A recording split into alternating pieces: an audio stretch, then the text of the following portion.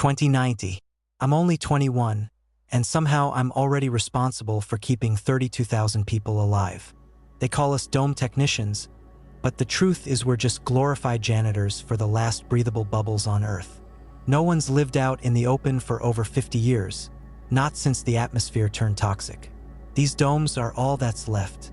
I work in Dome 6, the biggest one on the East Coast. It's so large the ceiling disappears into artificial sky. Always sunny, never real. I clock in at 6 a.m. like always, sliding my badge against the scanner. The gate hisses open with that familiar sterile smell, a mix of recycled air and fake pine scent. The morning crowd walks by me, all tired, all pretending this lifestyle is normal. Today's job? Atmospheric recalibration. My supervisor, Cade, hands me a tablet and doesn't even look up. McAllister, he says. My last name, since nobody uses first names anymore. Pressure readings in Sector 9 are dipping. Go check it out. Sector 9, of course, the furthest point from the entrance. I sigh and start walking. As I cross the dome, families eat breakfast beside holographic trees. Kids play under a sky projected by old satellites. Everyone looks relaxed, but it never feels right to me. Everything is too controlled, too perfect. I reach a maintenance door, swipe my badge again, and step into the tunnels beneath the dome. Down here it's all metal, steam, pipes, and flickering lights, way closer to the real world. My tablet shows I'm close to the pressure fault, but something else catches my eye. Camera feed, a live one. Inside the dome, in the residential zone, a crowd of people are all standing completely still. Not moving, not talking, just facing the same direction. I blink, confused. Then the feed cuts to static.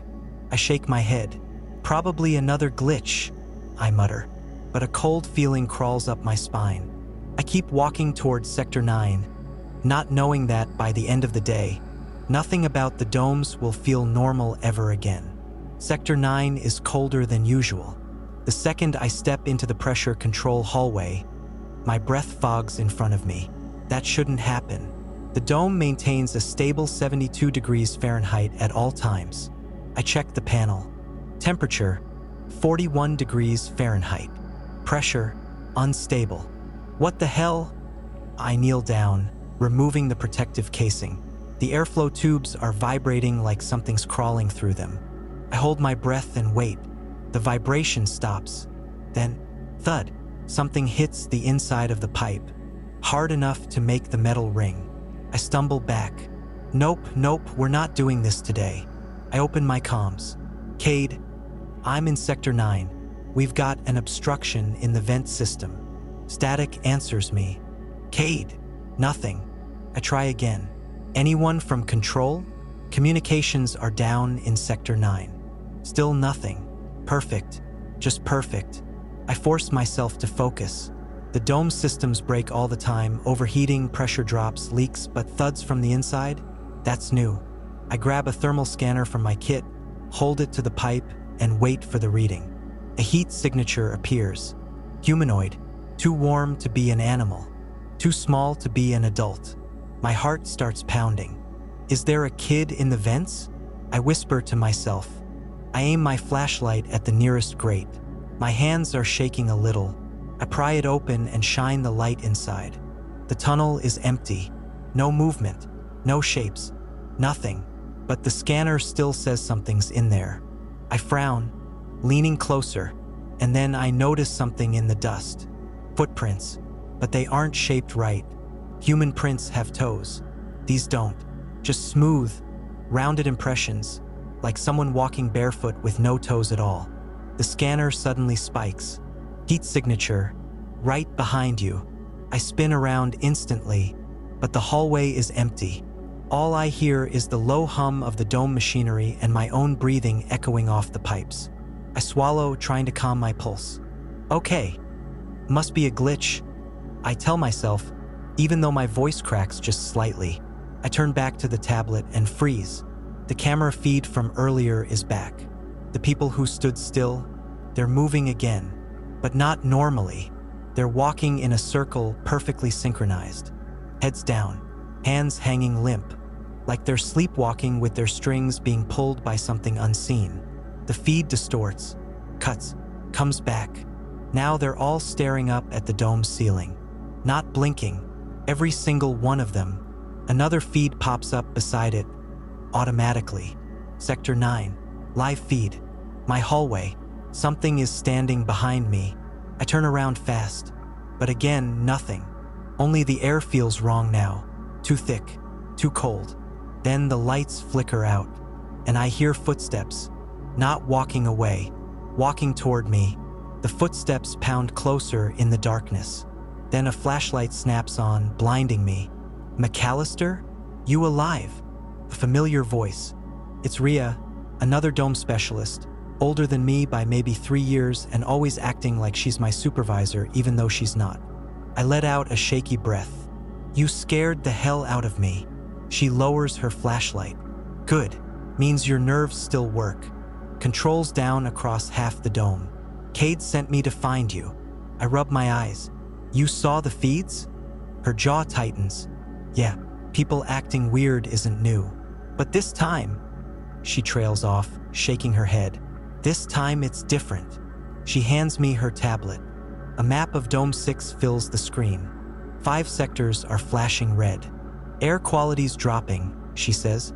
Pressure dips, temperature spikes, and people are reporting behavior changes. Sleepwalking? Standing still? Ask. No. Worse. Rhea glances at the vents, like she's afraid something is listening. People saying they hear voices, telling them to gather, to leave their homes, to look up at the ceiling. I feel the hair on my neck stand up. What's causing it? Ask. That's the problem. She looks me dead in the eyes. Every dome on the coast is reporting similar anomalies. Every dome. She nods slowly. Something's affecting all of us, she continues. And the higher-ups? They're pretending it's a glitch. But one of the engineers, Dr. Halden, he said something before they shut him down. I swallow. What? Rhea's voice lowers. He thinks the problem isn't inside the domes. I stare at her. Outside? Rhea, the atmosphere will kill you in minutes. I know. She steps closer. But Halden said the readings aren't coming from the dome systems. They're coming from outside, like something out there is interfering with us. I look back at the vents, the cold air, the weird footprints, the thing the scanner swore was behind me. Someone needs to go outside, she says. Not now, not yet, but soon. If we don't figure this out, these domes won't hold. My stomach twists. They'll never approve an exterior walk. They won't. Her voice is flat. That's why we'll do it without permission. Before I can respond, a siren blares overhead. Bright red lights flood the hallway. Dome breach imminent. Sector 3. Evacuate immediately. Rhea and I lock eyes. That's residential, she says. Where the crowd was. My blood goes cold. Then the feed on her tablet flickers on automatically. Sector 3. Live. At least 20 people stand in a tight circle, heads tilted upward, mouths slightly open. They're not breathing, not blinking, and above them, near the top of the dome, the surface is bulging outward, like something is pushing from the outside trying to break in. Rhea grips my arm. We're running out of time. The dome alarms keep screaming as Rhea and I sprint down the metal corridor, her boots echoing off the pipes. The red lights flash on and off, giving everything a strobe-like panic. Sector 3 breach imminent, the system repeats. But Rhea isn't looking at the warning. She's staring at her tablet, at something she shouldn't have access to. Rhea, what is that? I ask between breaths. She swallows hard. A file from the upper administration. Level 6 clearance. Level 6? You'll get terminated if they know you accessed that. McAllister, she snaps. Look, she hands me the tablet mid-run. It's not a pressure report, not a leak warning, not a malfunction. It's an external reading, a sensor log from outside the dome, from the dead world, a place no one goes, a place no one lives. The readings are impossible. Movement detected, temperature fluctuations, Massive unknown structure approaching dome surface. Contact at coordinates 3.2 meters above residential zone. I stop dead in my tracks. They knew, I whisper. My voice feels small. Rhea spins back to me. Yeah, the higher-ups knew something was out there, pushing on the dome, testing it. Whatever it is, this isn't internal. Her face is pale now, the kind of pale you get when you realize your entire world has been a lie. They didn't tell the dome residents, she says. They didn't tell the workers. She looks down the tunnel toward the distant rumble. And they sure as hell didn't warn us. I feel my stomach twisting like a knot tightening. Why hide it? Asked. Rhea walks toward me slowly, voice low. Because if people found out something outside is trying to get in, humanity would panic. These domes would collapse from riots before anything breached them. The alarms grow louder. Sector 3's sirens blend with a low, rhythmic tum, like a giant hand knocking politely. We start running again. As we reach the exit ladder up to Sector 3, Rhea says quietly, I think the higher-ups knew since last month. What? The disturbances, the pressure dips, the weird readings. They weren't glitches. She grips the rung tightly. They were warnings. I climb after her, heart pounding. Warnings of what? Ask. We reach the hatch and push it open. The residential zone is silent. Everyone is standing perfectly still, every head tilted up, eyes locked on a point near the top of the dome. The same place the external readings came from. Rhea whispers, of that. At the top of the dome, the surface pulses outward, like something enormous is pressing its face against the barrier, trying to get in. Slow, patient, curious. Rhea grabs my arm. McAllister, if this gets worse, we might need to do something insane. I look at her, breath quick. Go outside. She nods. But not yet. The dome pulses again. Tum. A crack appears. Small, thin, but real. And the citizens below keep staring, not moving, like they're waiting for whatever's on the other side to finally step through. The crack in the dome isn't big, barely the width of a finger, but it's enough to make every instinct in my body scream. Rhea pulls me back behind a support column. Don't get too close. We don't know what's coming through. Below us, the residents of Sector 3 stand in perfect formation. No blinking, no breathing movements, no reaction to the sirens. Just staring at the crack like it's calling them. Why aren't they reacting? I whisper. They're not conscious, Rhea says softly. Something's overriding them. Another THOM hits the dome. The crack widens. A faint, cold mist leaks in. Not like air, more like the absence of air. A vacuum pulling warmth from the room. Rhea grips my wrist. We need to move. If we stay here when that thing breaks through. But before she can finish, a voice echoes through the comms. McAllister? Rhea, do you read me? It's Cade. Rhea slams her communicator on. Cade, we're in Sector 3. The dome is compromised. There's a long silence. Too long. Then Cade speaks in a lower, calmer tone than he ever uses. Listen carefully, both of you. Leave Sector 3 immediately. Do not engage with the affected civilians. Do not, under any circumstances, look at the breach. Rhea frowns. We already did. What's going on? Cade sighs, a defeated kind of sigh. The leadership. They've known this was coming for months. Rhea stiffens. So the external readings. Yes. Cade cuts her off sharply. There's something outside the domes. It's been studying us. Mimicking pressure, light, audio, testing weak points. My skin crawls. Cade, I say slowly, why didn't you tell the techs? Why keep us blind? He hesitates. Protocol. The truth would destabilize the population. You know how fragile these structures are. Rhea snaps.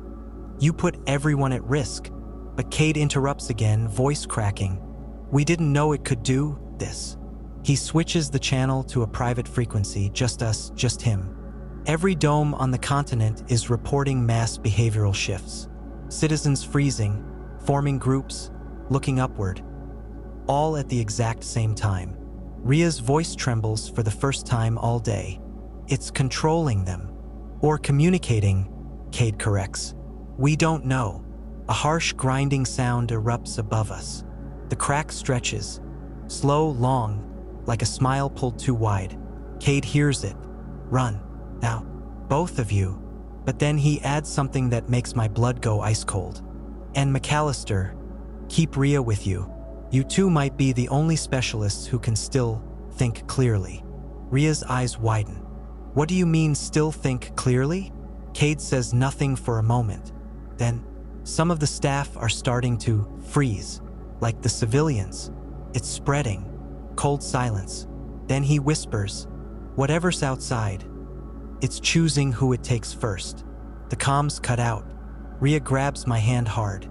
McAllister, we need to leave. Now. The dome cracks again. A long, jagged tear, and a shadow moves behind it. Slow, deliberate, human-shaped, but wrong. And the citizens finally move. Not away, but toward the breach. Ria and I sprint down the emergency ladder as the crack tears wider behind us. Sector 3 is chaos. Citizens shuffling toward the breach like they're sleepwalking toward a god they can't see. We reach the lower control corridor where a repair team is already assembling. Patching foam ready. Sealant chambers online. Hold the pressure, hold it. 6 techs in full hazard gear rush past us carrying massive sealant cannons. They're shaking, none of them trained for this, but they go anyway. The dome can't break.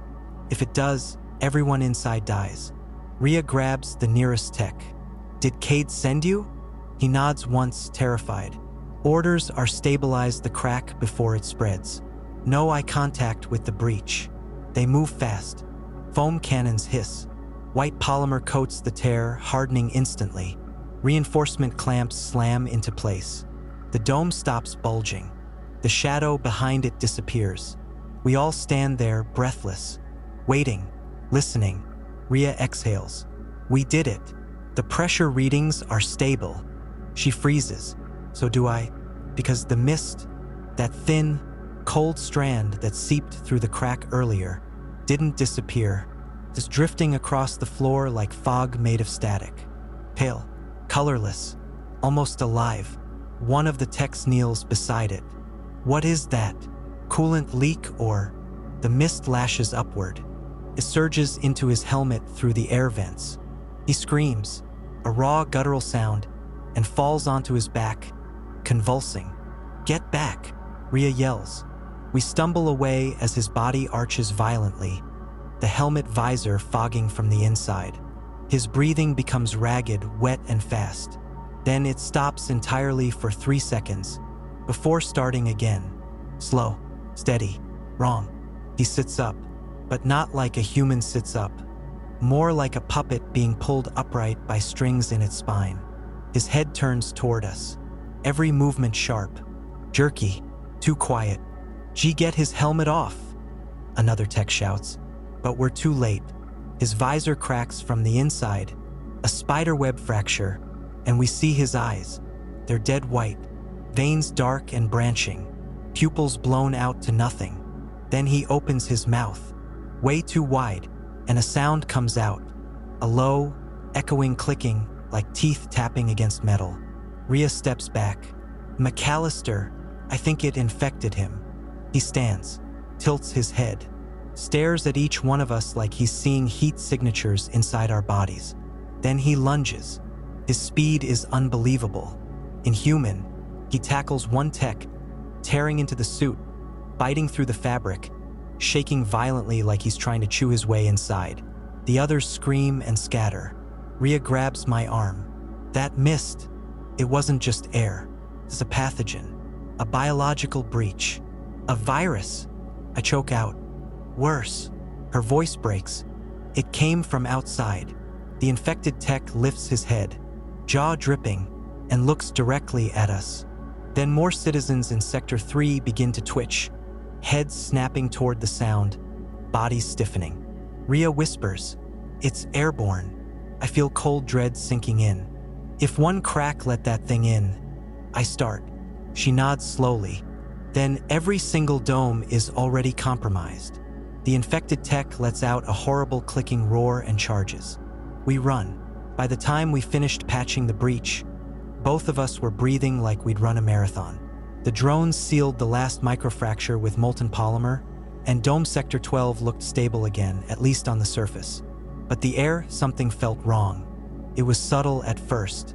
A strange metallic smell drifting through the vents, almost like heated copper. My partner, Rhea, wrinkled her nose and said, "That's not us. That's not chemical sealant." I checked my wrist monitor. Air composition, nominal. Pressure, stable. Toxins, none detected. Everything said we were safe, except our instincts. We walked back toward the nearest checkpoint, Dome 12's residential ring. That's when we saw the first one. A man standing in the middle of the walkway, trembling. His eyes were wide, bloodshot, like he hadn't slept in days. He was scratching his neck. Fast, frantic, raw skin peeling under his nails. I stepped toward him. "Hey, sir, are you okay? Do you need medical?" He snapped his head toward me so fast his bones cracked. Then he lunged. Pure instinct saved me. I shoved him back, and he slammed face first into the wall, smearing a streak of red. He didn't stop, didn't even scream. He just kept clawing, trying to force himself off the wall like gravity couldn't decide what to do with him. Rhea yelled into her comms, "We need a medical lockdown in Ring C now." But nobody responded. The man turned again. His pupils had dilated until his eyes were almost entirely black. He opened his mouth, and thick, dark fluid dripped from his teeth. My skin crawled. "What the hell?" I whispered. He charged again, faster this time. Rhea hit him with her shock baton. Electricity danced across his spine. It should have dropped him cold. He barely flinched. Instead, he grabbed the baton and bit it. Hard enough his teeth left dents in the alloy before collapsing, twitching on the ground. Then, farther down the hall, another scream, then another. Doors slamming, feet pounding, voices turning wet and wrong. Whatever got inside the dome, it wasn't just some airborne contaminant. It was changing people. Rhea grabbed my shoulder. "We need to get to the central chamber. If this hit one person, it's already hit 50. "No," I said. "If it entered through the breach, we brought it in with us." And that metallic smell in the air grew stronger, hotter, like something breathing right behind us. We sprinted down the corridor, our boots clanging against the polished metal floor as the screams behind us multiplied. It didn't sound like a riot. It sounded like people were tearing themselves apart. The worst part? Every echo seemed closer, like the infection was making them faster. Rhea slammed her ID card against the elevator pad. Access denied. She tried again. Denied. "They're locking sectors," she said, breath quickening. "Someone up top knows this is spreading." No surprise, Dome Control always knew more than us ground specialists. But hearing the lockdown sirens kick in this early, that meant someone detected a threat way bigger than anything we were trained for. I checked over my shoulder. The corridor we came from was filling with figures, stumbling at first, then jerking forward in sudden, violent bursts, like their bodies were learning how to move all over again. Their skin was graying, veins dark. That metallic smell clung to the air like fog. Rhea cursed. "Stairs. Now." We bolted into the maintenance stairwell, sealing the door behind us. Something slammed into it seconds later, hard enough to bend the metal inward. The door hinges creaked. "Go!" she yelled. We climbed 3 floors in seconds, hearts pounding, until we reached the central maintenance hub, a smaller dome built inside the main dome. The pressure levels here were different, cleaner, safer, at least supposed to be. Inside, a few engineers were huddled around a holoscreen. Their faces were pale. The moment we stepped in, all eyes turned to us. "You two were at the breach, right?" one of them asked. Rhea nodded. "Did something get in?" The room went dead silent. Then their lead engineer, Jonas, old guy, gray beard, looked at us with tired, hollow eyes. "It wasn't supposed to be able to survive out there," he said quietly. But the higher-ups, they've been tracking signatures outside the domes for years. Something learning, waiting, testing weak points. My stomach dropped. You're saying this wasn't an accident? Jonas shook his head. This thing has been pressing against our outer barriers for months. It finally found a way through. Rhea tensed. What is it? A parasite? Jonas swallowed, looking genuinely afraid. We don't know. It looked like dust at first, metallic dust. But once it enters a human body, a distant thud shook the entire hub. The engineers flinched. Someone gasped. Sir, another worker whispered, pointing at the wall monitor. The hallway cameras showed dozens of infected sprinting toward the stairwell we came from. Hands dragging along the walls, leaving black streaks. Their eyes glowed faintly, like headlights through fog. Rhea grabbed my arm. If they breach the hub, the whole dome falls. And if the dome falls, I said, humanity loses one of the last safe zones left. Another violent slam hit the outer door. Metal groaned. Lights flickered. Something screeched from the other side. Not human anymore. The engineers backed away, panicking. Jonas whispered, "It's adapting too fast." Then the emergency lights went out. And in the darkness, the pounding stopped, which was somehow worse. Everything went pitch black except for the faint red glow of the emergency strips along the floor. The entire hub fell silent. Nobody even breathed. The infected had been slamming the door seconds ago. Now, nothing. Rhea leaned close to my ear. They didn't leave. They're listening. Her voice barely above a whisper. I tightened my grip on my shock baton. The metal felt cold, too cold, as if the temperature had dropped by several degrees in the last few seconds. My skin prickled. One of the younger engineers started hyperventilating. "Stop," I hissed. "They hear movement." But it was too late. His breath came out in fast, panicked bursts. He stumbled backward and knocked into a rolling tool cart. The crash echoed through the hub like a gunshot. Then we heard it, a chorus of rapid footsteps outside the sealed door. Scratching, claws or nails dragging down steel. Something wet smearing against the window slit. Rhea grabbed my arm. "We need a fallback point. Now." Jonas limped toward the inner lab unit. "This way. That door's triple reinforced. They can't break through." We rushed across the hub as quietly as we could. The infected outside started pounding again, hard enough that dust shook from the ceiling. A hinge screamed. We made it into the inner lab just as the outer door snapped off its top bolt with a metallic pop that shook my teeth. The inner lab door sealed shut behind us. The room was filled with glowing screens, pressure meters, and containers of sterilization gas. Jonas pulled up the main feed on the screen. Every camera showed the same thing. Sector 12 was collapsing. People running, people falling, people rising again, twitching, jerking, sprinting on broken legs. That infection wasn't killing. It was converting. "What is this infection?" I asked, staring at the monitors. "This isn't biological. It moves too fast." Jonas nodded grimly. "Because it isn't biological. It's synthetic." My heart skipped. "A machine virus?" "Not exactly." He zoomed in on a freeze frame of the first infected man. Dead skin, dark veins, and something shimmering under the flesh like liquid metal. "This is nanite contamination," Jonas whispered. "But not ours. Not human design." Rhea backed away from the screen. "So something outside the dome is building itself with us?" Jonas nodded. "And it wants inside. The domes were built to keep us safe from radiation storms and collapse toxins. But we didn't realize we were also keeping something else out." Another deafening bang slammed into our reinforced lab door. The metal bent inward. A second, harder. A third, strong enough to crack the viewing panel. Rhea cursed. "That door won't hold." Jonas grabbed a handheld console and shoved it into my hands. "You're a breach specialist. You know how to navigate the outer structures better than anyone." "Why me?" I asked. Jonas looked me dead in the eyes. "Because if we don't escape this dome and warn Dome Prime, humanity won't survive the next 2 days. The lights flickered again. Then the lab door dented in a perfect human-shaped imprint, except the limbs were too long, the fingers too sharp, the head tilting unnaturally sideways as it pressed against the tiny window.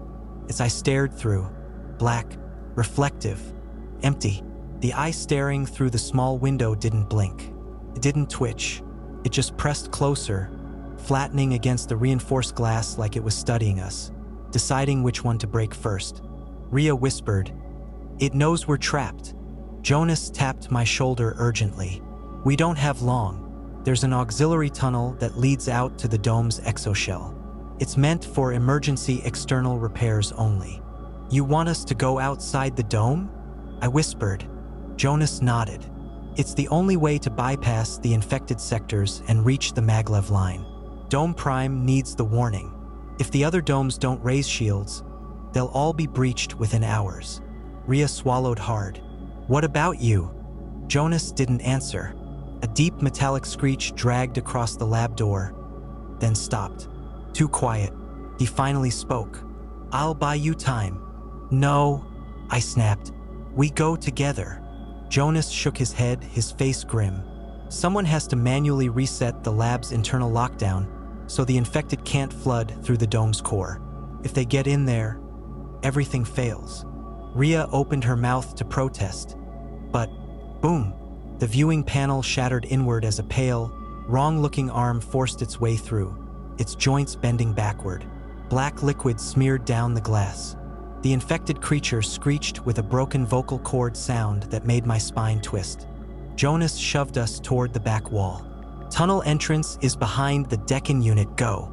The lab door buckled, metal peeling like paper as more infected slammed against it from the other side, their silhouettes stacked in the narrow hall, jerking, twitching, pushing each other aside to get closer. Rhea and I ducked behind the tall decontamination unit. Jonas pressed a hidden switch, and the panel slid open, revealing a narrow maintenance tunnel lit by flickering blue LEDs. "Go!" he yelled. "Run!" Rhea grabbed my wrist and dragged me inside. I looked back just once. Jonas sealed the panel. The lab door gave way. The infected poured in like a wave of broken bodies.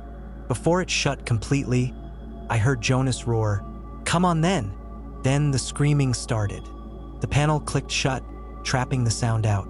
The tunnel was cold, metallic, narrow enough that our shoulders scraped the walls. I forced myself to breathe steadily, even though my chest felt crushed. Rhea jogged ahead, whispering, "We can't let his sacrifice be wasted. Not after that." I nodded, swallowing the burning guilt clawing up my throat. The tunnel sloped downward until we reached a reinforced exit hatch. On the wall beside it, exoshell access, authorized personnel only. Rhea scanned her badge. Red light, denied. I scanned mine. The same. "Override?" she asked. I shook my head. "This hatch needs a manual release from dome control." Before we could panic, a soft beep echoed behind us. My wrist console blinked. "Access override granted." "Dome control." Rhea stiffened. "They're watching us." "No," I whispered. "They're guiding us." The hatch slid open, letting in a blast of freezing air. Beyond it was the exoshell walkway, narrow, exposed, and overlooking the void outside the dome.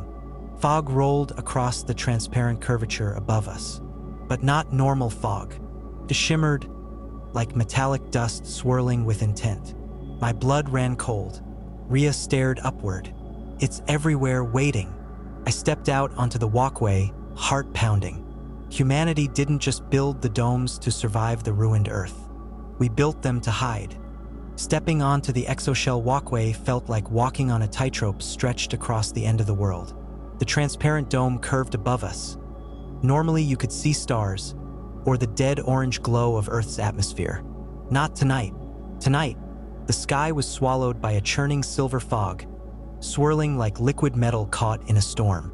It wasn't drifting, it was swarming, pulsing with movement too synchronized to be natural. Rhea whispered, "It's alive!" A cold shiver ran from the base of my spine all the way up to my teeth. We started across the walkway, Every metal panel echoed under our boots. Every sound felt too loud, as if the fog outside the dome could hear us. Halfway across, Rhea stopped. She pointed upward. Something was pressing against the dome's outer shell. A shape, tall, humanoid, but distorted. Its arms too long, bending with a sickening elasticity as it dragged its fingers across the dome's surface, leaving streaks of gleaming silver. The thing's head tilted like it sensed us. I whispered, "It's learning our structure." Rhea shook her head. "No, it's mapping it. Mapping us." We moved faster. Just as we reached the midpoint dome junction, my wrist console buzzed again. "Dome control. Do not look directly at the fog." I scoffed. "Little late for that." Then Rhea inhaled sharply. "No, look." The fog was thinning, parting, revealing eyes. Not real eyes. Clusters of luminescent dots arranged in patterns that mimicked human faces, watching us from the swirling mass. Hundreds of them, maybe thousands, all staring, all moving in perfect synchrony as we stepped forward. Rhea whispered, "It's studying us the same way it studied the breach." Something slammed into the dome from above. A screech of metal bending. The walkway shook violently. Dust rained down. "Run!" I shouted. We sprinted now, boots hammering the panels. A massive crack spiderwebbed across the dome overhead as one of the creatures outside slammed a limb into it, followed by another, harder. The crack spread like a vein of lightning. Rhea shouted, "They're trying to break in from above." As if on cue, a siren blared across the dome interior. A sound never meant to be heard by civilians. "Breach imminent, EXO shell failure." We bolted toward the emergency airlock at the far end. The walkway buckled behind us as something huge landed on it, so heavy the supports groaned. I didn't look back. The airlock door slid open just as the walkway behind us collapsed in a chain reaction of falling panels. A monstrous shadow dropped down after it. We dove inside. The door sealed. Silence. We lay on the floor, gasping, hearts pounding in a synchronized panic. Rhea turned her head toward me. "If that thing broke the shell." I nodded slowly. "Then every dome on Earth is already being tested." And then my wrist console lit again. A new message. "Dome control. Reach the maglev. We need you to see what's happening in Dome Prime. They have breached it." Rhea's face lost all color. If Dome Prime, humanity's capital, strongest fortress, safest dome, had been breached, then the end had already begun. The emergency airlock spat us into a service corridor, dim red lights flickering like a dying heartbeat. Every step echoed through the metal walls as Rhea and I sprinted toward the maglev station. My wrist console buzzed every few seconds with fragments of messages from Dome Control. "Dome Prime compromised. Evacuation impossible. They're mimicking patterns. Do not let them learn you." The last one made my blood freeze. Rhea glanced at me. "They're not just invading. They're studying, copying, evolving." We reached the maglev platform. The entire station was abandoned. Trains sat motionless on the tracks like giant silver coffins. Emergency lights cast long shadows across the floor. A gust of metallic-smelling air blew through the open tunnel. Unnatural, cold.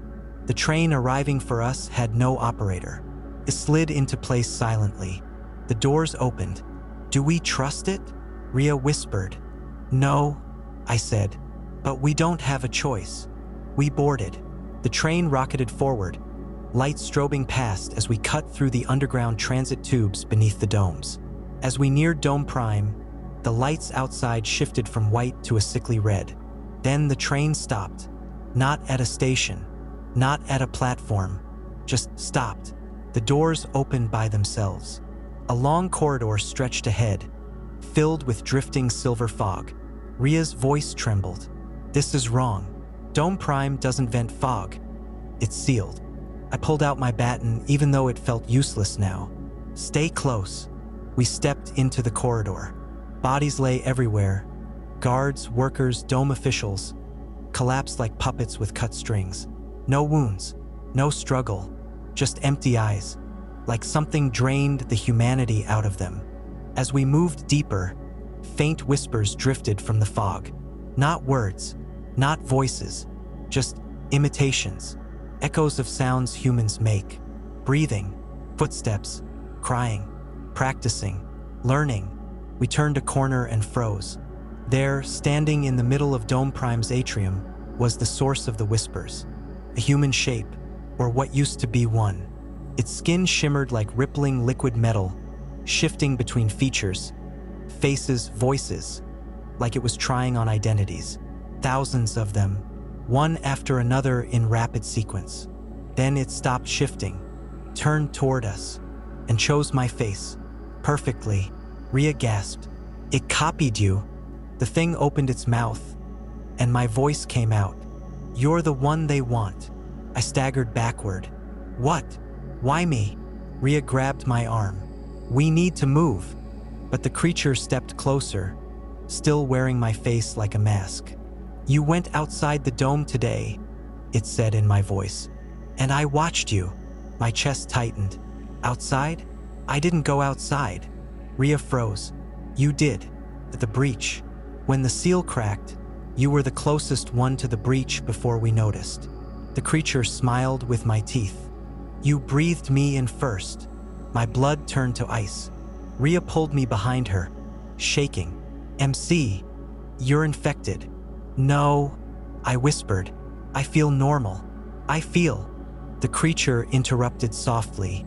That's because you're the bridge. Behind it, the silver fog pooled and unfolded into more forms, humanoid, half-shaped, learning, all turning their heads toward me like I was a beacon. The creature whispered one last thing, a message meant only for me. Let us in. Rhea grabbed my hand and ran, dragging me away, deeper into Dome Prime. Sirens wailed overhead. Fog filled the halls.